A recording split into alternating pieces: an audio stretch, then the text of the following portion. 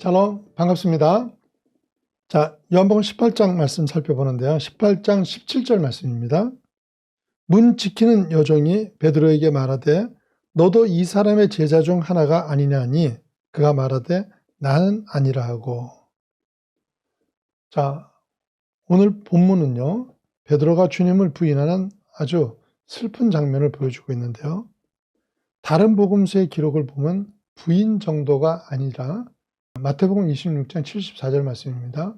그가 저주하며 맹세하여 이르되 나는 그 사람을 알지 못하노라 하니 곧 닭이 울더라. 그래서 저주하면서 맹세까지 하면서 배신을 했죠. 3년 이상 생사고락을 같이 해온 사이 아닙니까? 그것도 사람과 사람 사이의 관계가 아니에요. 죄인인 인간과 구세주의 관계죠. 그런데 그 죄인이 자신을 구원할 구세주 예수 그리스도와의 관계를 저주하는 그런 기가 막힌 짓을 한 거예요. 이걸 보고 계신 예수님의 마음이 얼마나 아팠겠습니까? 주님이 안나스의 집 마당에 붙잡혀 계실 때 예수님을 때린 자가 있었죠. 요한복음 8장 22절 보시면요. 이 말씀을 하심에 곁에 섰던 아랫사람 하나가 손으로 예수를 쳐 이르되 내가 대제사장에 이같이 대답하느냐 하니. 여러분 한번 생각해 보세요. 주님을 때린 이 하인과 주님을 배신한 베드로 누가 더 예수님을 아프게 했을까요? 여러분이 인생을 살아오시면서 가장 아픈 일이 믿었던 자, 사랑했던 자의 배신 아닙니까? 그런데 그토록 충직했던 베드로가 왜 이렇게 어이없는 자리에 있게 된 것입니까? 왜 그렇겠습니까? 자기가 살아야 했기 때문이죠. 예수님이 잡혀 계신 그 안나스나 가야바 집의 앞마당의 분위기는 만약 베드로가 그의 제자임이 드러나면 여지없이 함께 죽게 될 그런 분위기였던 겁니다. 이런 환경에 눌린 베드로는 내가 살아야겠기에 그런 짓을 한 거예요.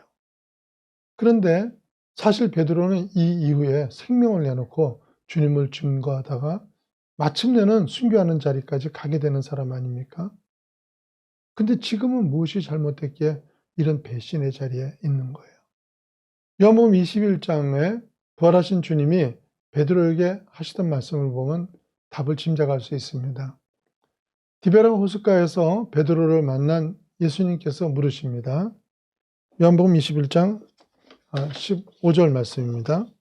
그들이 조밥 먹은 후에 예수께서 시몬 베드로에게 이르시되 요한의 아들 시몬아 내가 이 사람들보다 나를 더 사랑하느냐 하시니 이르되 주님 그러하나이다. 내가 주님을 사랑하는 줄 주님께서 아시나이다. 이르시되 내 어린 양을 먹이라 하시고. 예수님께서 베드로에게 나를 사랑하느냐고 물으시는데 이 사람들보다 더 사랑하냐고 물으십니다. 왜 이렇게 물으셨습니까? 주님이 잡혀가시던 날 저녁에 최후의 만찬을 하던 자리입니다. 마태복음 26장 31절에서 33절 말씀입니다. 그때 예수께서 제자들에게 이르시되 오늘 밤에 너희가 다 나를 버리리라 기록된 바 내가 목자를 치리니 양의 떼가 흩어지리라 하였느니라. 그러나 내가 살아난 후에 너희보다 먼저 갈릴리로 가리라. 베드로가 대답하여 이르되 모두 주를 버릴지라도 나는 결코 버리지 않겠나이다. 자, 여기 보시면요. 모두 주를 버릴지라도 나는 결코 이렇게 나오죠. 그냥 자기만 충성하면 되는데 베드로의 얘기는요. 나는 다르다는 거예요.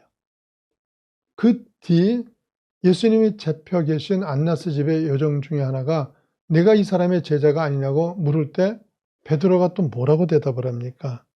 요한복음 18장 17절 말씀입니다. 문 지키는 여종이 베드로에게 말하되 너도 이 사람의 제자 중 하나가 아니냐 하니 그가 말하되 나는 아니라 하고 나는 아니다. 이 대답에는 어떤 의미가 들어있습니까? 다른 사람은 몰라도 나는 아니다. 이런 의미잖아요. 불과 얼마 전에 다 주를 버릴지라도 나는 결코 버리지 않겠다. 이렇게 말했던 베드로가 나만은 아니라는 거예요. 여러분요. 베드로에게 중요한 것이 무엇이었어요? 항상 뭐예요? 나예요. 나. 남을 누리면서까지 자기를 증명해요. 그래서 무너지게 되는 거예요. 베드로는 이런 식으로 3번을 부인합니다. 이렇게 해서 반복해서 부인을 하는 동안에 성경에는 비슷한 장면이 반복되죠. 요한복음 18장 18절, 25절 이렇게 보시면요. 그때가 추운 고로 종과 아랫사람들이 불을 피우고 서서 쬐니 베드로도 함께 서서 쬐니라. 25절에도 시몬 베드로가 서서 불을 쬐더니. 성경은요, 일부러 이런 것들을 잘 남겨놓습니다. 안나스의 집에서도 그랬고요. 가야바의 집에서도 불을 쬐고 있어요. 예수님이 못 박혀 돌아가시던 때는 우리 달력으로 3월 말에서 4월 초 사이로요. 이제 이른 봄이 막 시작되는 그런 때죠. 이런 계절의 첫 새벽이니까 상당히 추울 수 있습니다. 그래서 가는 곳마다 불을 쬐고 있는데요. 그런데 베드로가 불 앞에 선다 그래서 그가 따뜻했겠습니까? 아무리 불을 쬐도 사실 그는요, 뼛속까지 추웠을 겁니다. 왜 그렇습니까? 그 영혼이 춥기 때문입니다. 우리는 물질이나 환경적인 풍요가 우리의 평안함과 따스함을 보장해 줄 것으로 알고 열심히 그것을 위해 살지만요, 결코 그렇지 못합니다.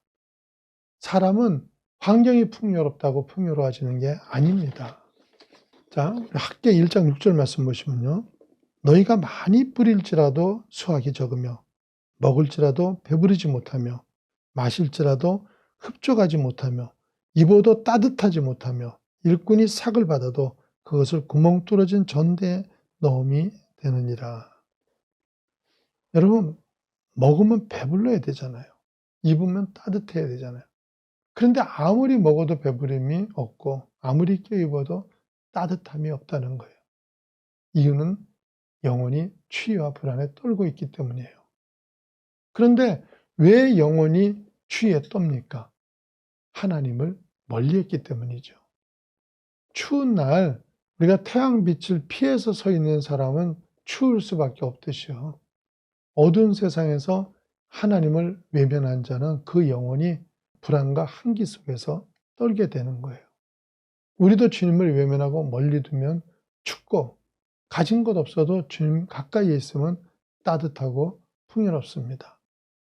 이렇게 떨던 베드로가 닭이 우는 소리와 함께요. 마태복음 26장 75절 말씀입니다. 이에 베드로가 예수의 말씀에 닭 울기 전에 내가 3번 나를 부인하리라 하심이 생각나서 밖에 나가서 심히 통곡하니라 이랬어요. 닭이 울기 전에 3번 나를 부인할 것이라는 예수님의 말씀이 생각나며 심히 통곡을 하는데요. 어디서 통곡을 합니까? 대제사장의 집을 나가서입니다. 환경의 지배를 받을 때는 예수님을 부인하고 저주까지 했지만요. 그 환경을 벗어나니까 비로소 말씀 앞에 무너질 수 있었던 거예요. 그만큼 환경이 중요합니다. 주님 곁에서 3년 이상 훈련을 받은 베드로도 이런 식으로 환경의 영향을 벗어나지 못했던 것입니다.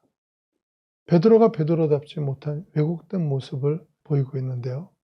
사랑하는 여러분은 될 수 있으면 좋은 환경에서 신앙생활을 하시고요.